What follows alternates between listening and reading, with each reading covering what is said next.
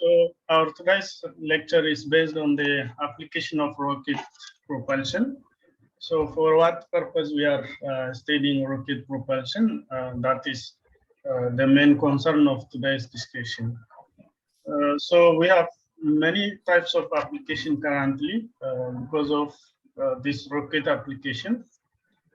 After this 19th, from the beginning of 19th century, a number of rockets are launched into space to perform different applications like navigations, light for military reconnaissance purpose, for civilian communication and telecommunication purpose. There is also space stations, which is built in this century. Okay, so this century is the century in which high civilization of human being is seen, so that a number of applications are there. So some of the applications of rocket propulsions are stated here.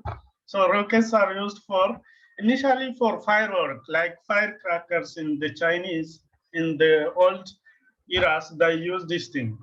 But after that, missiles, other military weapons, ejection seat application.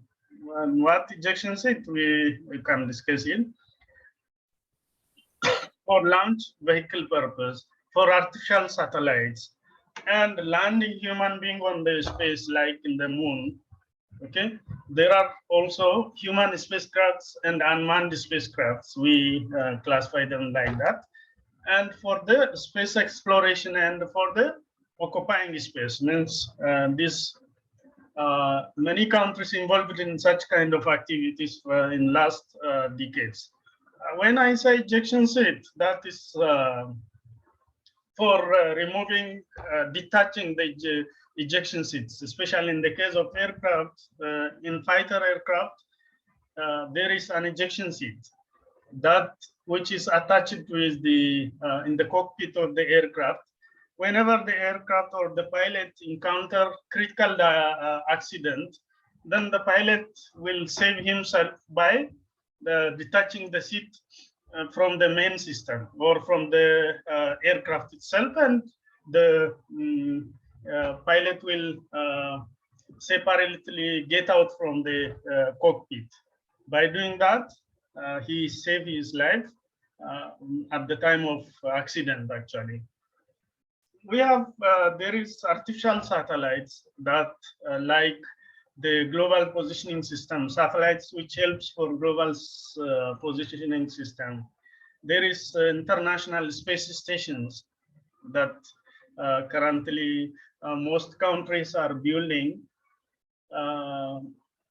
So these all are the applications of this rocket propulsion. So chemical rockets are most common type of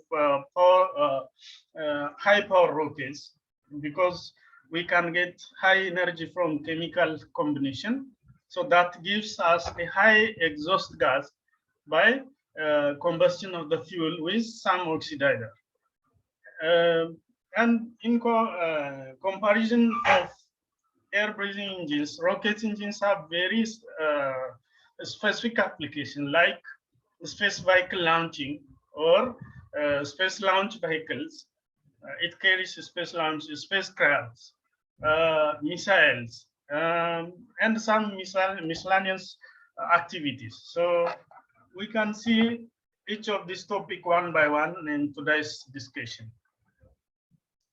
So when we come to space launch vehicle, these are rocket carriers. The space launch vehicles are rocket carriers, which has rocket propelled vehicles used to launching satellites to carry payload from Earth's surface to space, usually to the Earth's orbit or beyond that. Okay, so means in the low Earth orbit or beyond the low Earth orbit, we use launch vehicles. So the pilot includes, for example, crew. If it is in human carrier, then crew is there, crew members or the astronauts.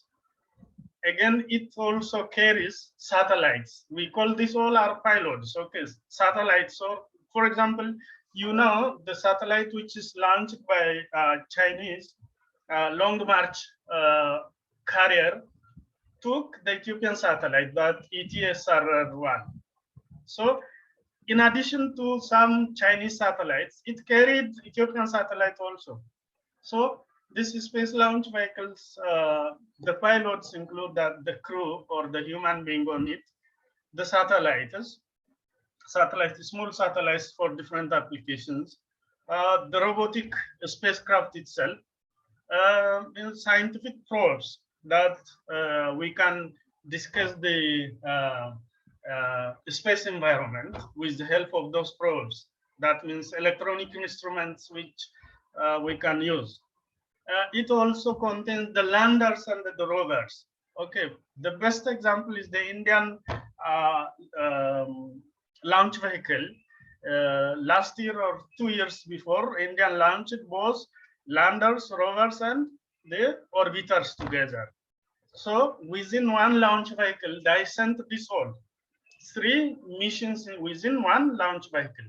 Okay, so when we call pilots, it includes this all equipments. Since the launch of first artificial satellites, that is the Soviet Sputnik 1 in 1957, that is the first artificial satellite. There are thousands of pilots have been placed into the Earth's orbit, okay, using space launch vehicles. These pilots can be anything from satellites to astronauts, or from scientific instruments to cargo, depending on the mission. Okay, so the launch system includes, now when we come to the launch system, it includes the launch vehicle, the launch pad. Look, when we are talking about the launch system as a whole, the system as a whole, the space launch vehicle itself, one, the launch pad means the place where we are launching the spacecraft or the space launch vehicle, and also vehicle assembly and the fueling systems. And it also contains the range safety equipments. If you see, ብዙ ጊዜ እነዚህ ሳተላይቶቹን ላውንች በሚያደርጉበት ጊዜ አይታችሁ ከሆነ የሆነ ሞተር ቦዲ ባለበት ቦታ ነው ላውንች የሚያደርጉት። ለምንድን ነው? It is just for the safety aspect. And another, in some remote region ላይ ነው ላውንች የሚደረገው in order to have proper safety. And it also contains the infrastructures for all the systems. So the launch system, always when there is something system that contains a number of subsystems on it.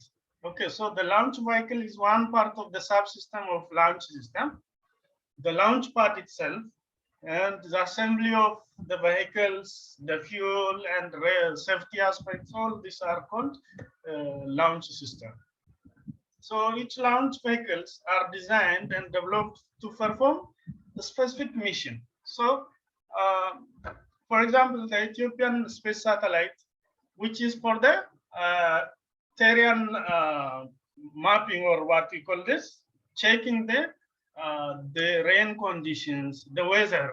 Okay, so that is helpful for weather forecasting these days. Okay, so that is the mission of the satellite. Some of them are to placing the satellite into some certain orbit for a mission to the moon or space exploration purpose. So it depends. There are spacecrafts for the Mars. We call them Mars missions spacecraft or satellites. Based on that, India has 2 operational launchers. Actually, when we talk about the launch vehicle, the Polar Satellite Launch Vehicle we call PSLV, and the geosynchronous satellites GSLV. These are developed in India.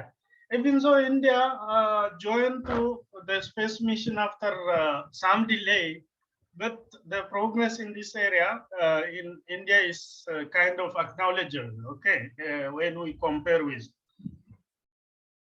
So some of the launch vehicles in 1950s, like the Soviet Union and the United States are the first in the satellite mission actually.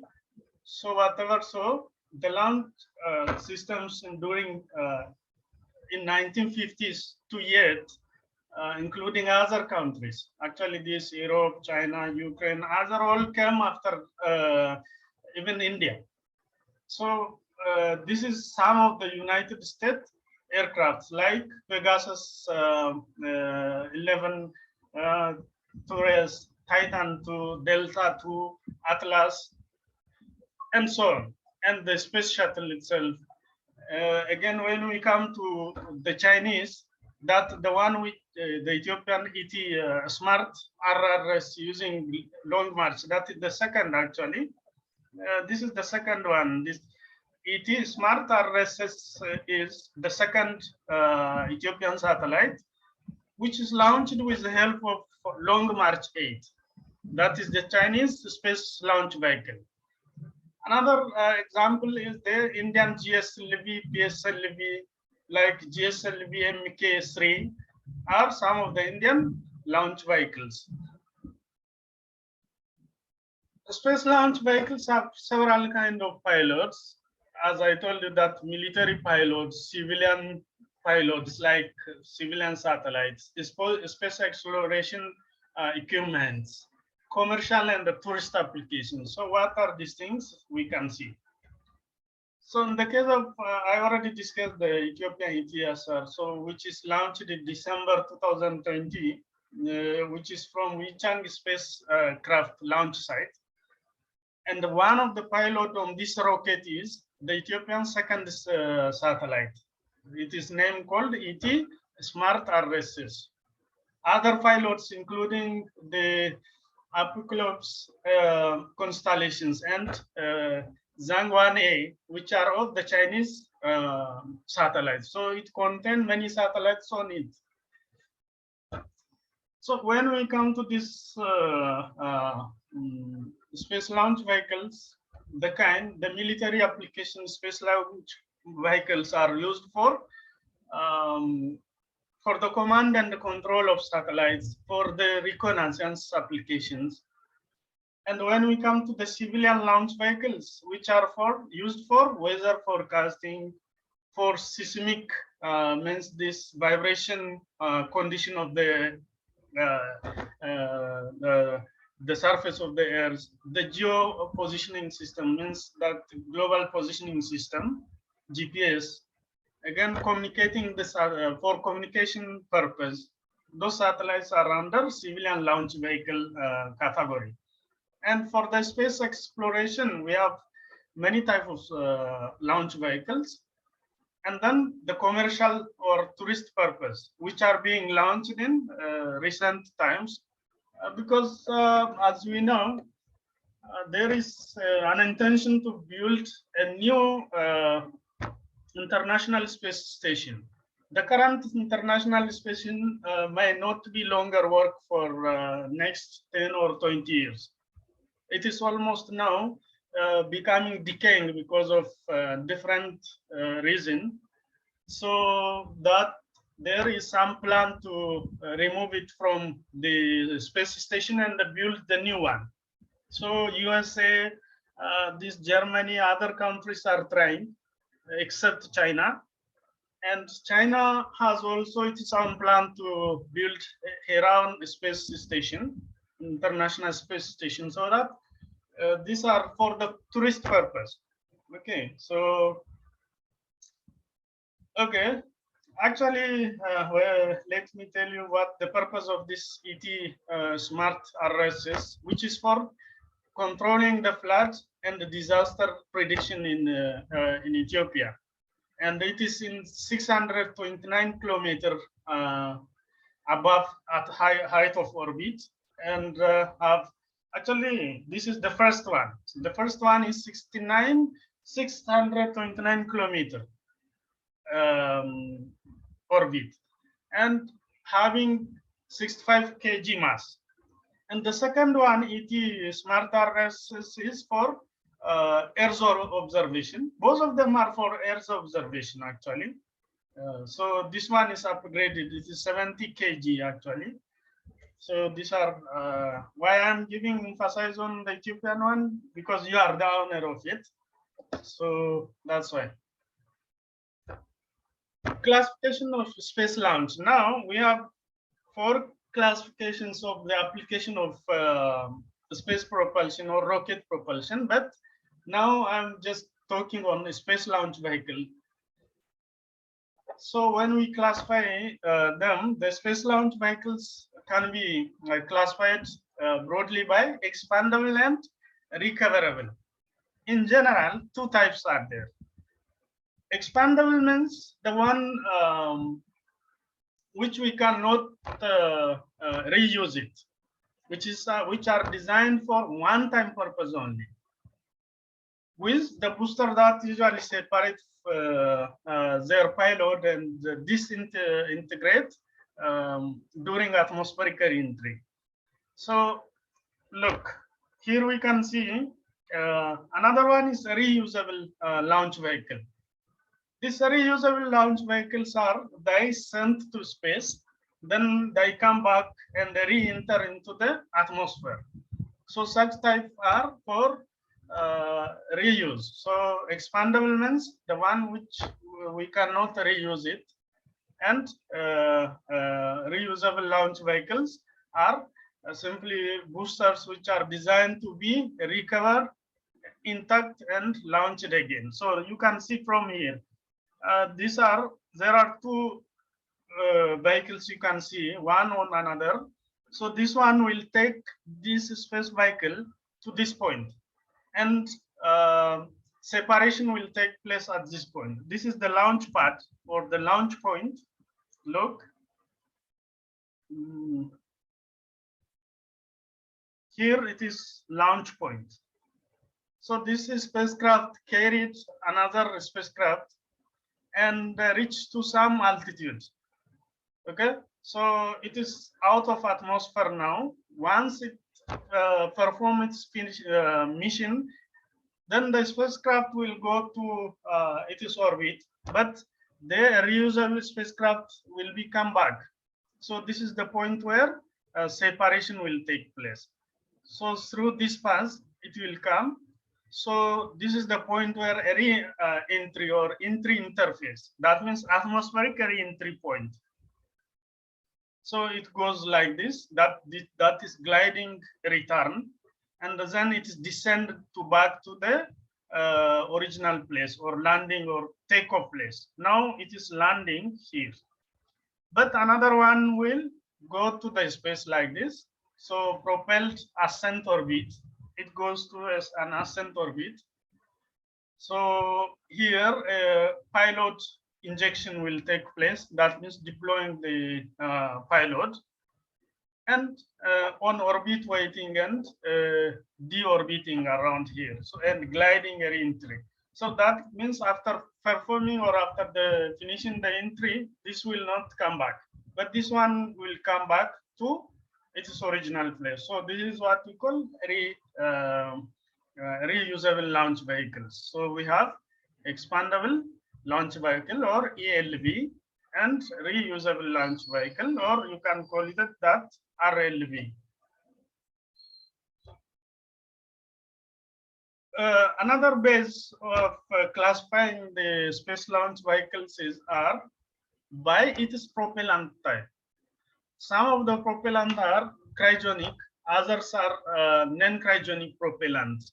Okay, so space launch vehicles can use solid propellant. So it can use solid or it can use liquid propellant. So based on the propellant, solid, liquid,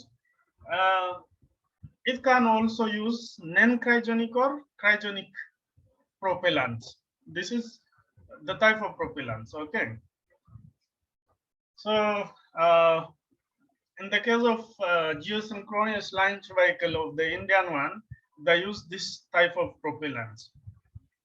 Again, based on number of stages, we classify them. So what are number of stages that we can discuss now soon. So space launch vehicles can be classified as single stage, double stage, triple stage, and so on. So these are number of stages. Means in order to take advantage of the rocket, we use various stages of rockets. Each stage of rocket perform a full rocketary activity. There is a booster stage, initial booster stage, and then sustainer stage.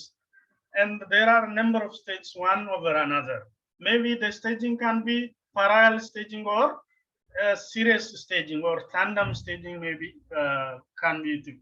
So the number of stages depends on the specific application or specific spacecraft trajectory, the type of maneuvers, the type of propellant that we use. So, so the classification based on stage. Another classification based on the size or the mass. Okay, and then presence of the crew. So if there is crew is there, it is called manned, or if there is no crew, it is called unmanned space vehicle launch vehicle. So that space launch vehicles classified in the presence of crew, in the size of or mass, in the number of stages, in the type of propellant, and in general reusable or expandable. So this is a kind of classification. Let's come to staging. Okay. So when we come to staging, staging is the gestation of the self-contained propulsion units, which is known as stage. After conception, their propellants, crucial technique for improving the mass ratio of the space transportation system, that not using the environmental engine. Okay, so for that we need staging. Look, if you see this one, it contains some kind of stages like this. Here there is some booster stage, initial booster stage. If you see here, this booster stage takes the aircraft from initial launch point to this point. And as it finishes its whole propellant, that will be ejected from the system or discarded from the system and fell down to some ocean. Most of the time, ocean is the place where, so some of them people can reuse those the containers. Means propellant is already consumed, but the shell or the container will come back to ocean, and they collect them. If it is not damaged, then they will reuse it. Anyways, this is the point where one of the stage will be dropped or discarded from the system. Okay, once at the moment the whole propellant of the first stage is consumed, the next stage will be immediately ignite. Okay, you see here, it immediately started igniting. Okay, this is the second stage. So the second stage also go to some extent, and after that, the second stage also finish its whole propellant and will discard again. So it will also fail down. Then the next stage also continue. So like that, the staging may take place. In most cases, in first stage, we may have some other small rockets like in current technology, there are a number of small rockets or boosters which takes the vehicle from the ground and resists all the gravitational force and then send it to the space. So for that purpose, maybe some 8 to 10 small rocket engines will be attached here in the booster stage, not only small. So that gives an efficient flight velocity gain. Our main objective is to gain velocity or to gain speed of the aircraft. So the first theory, which is in the analysis of staging, was done by Konstantin Tsiolkovsky. you know the equation of Tsiolkovsky. We derived the equation delta V is equals to effective exit velocity VE times ln of initial mass Mi divided by final mass M naught, MF. This is just consider, this is ideal rocket equation. Otherwise, when you see this, this is ideal rocket equation. It doesn't consider the gravity. But when we consider the gravitational pull, that the gravitational pull also contributes in the negative direction, so that minus G delta T. So this is a general equation, but this part alone is called ideal rocket equation. Okay? So this person developed this, and then he understood that space flight can be achieved using this equation. Here, what he understood is the change in velocity is the positive change, that is gaining of the velocity, and the mass, this is initial mass to final mass is mass ratio. Okay, so that's mass ratio. When we are constantly consuming propellant, the mass is losing.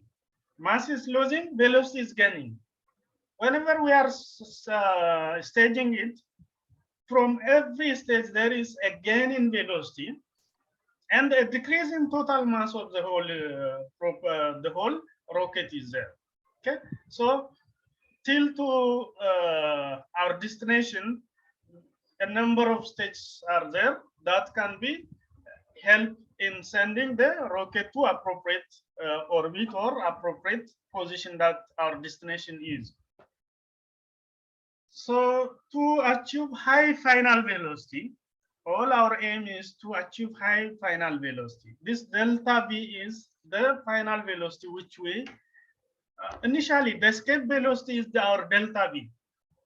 At the initial, especially where we are escaping or when the spacecraft is escaping from the gravity, our delta V is considered as the escape velocity. That is 11.2 meter per second is considered as the delta V condition. Okay, so to achieve higher velocity, launch vehicle must be multi-staged. Look, why we are staging to gain final higher velocity and remove some of the structure that is not longer needed during flight. That means when the full propellant is consumed, the remaining structure is not useful. It increases the weight of the vehicle so that it should be removed from the system.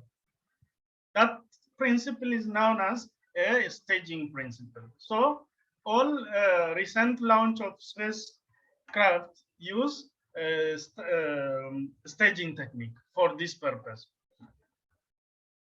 So this is also some of, so launch vehicles are usually multi-stage rockets, which composed of 2 or more stages, each of which contains its own propellant.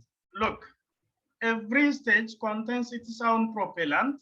That means separately it is a rocket.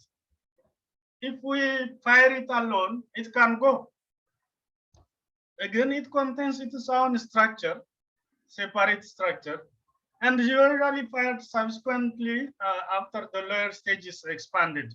Expanded means discarding or discarding the stage. Okay. Mainly there are 2 forms of staging. In general, 2 forms, but it is more than that. We'll discuss series or tandem staging and parallel staging are some of the staging techniques. So series staging means, or that is we call in another word, tandem staging is stages which are stacked one top of each other, just one on another in the series manner.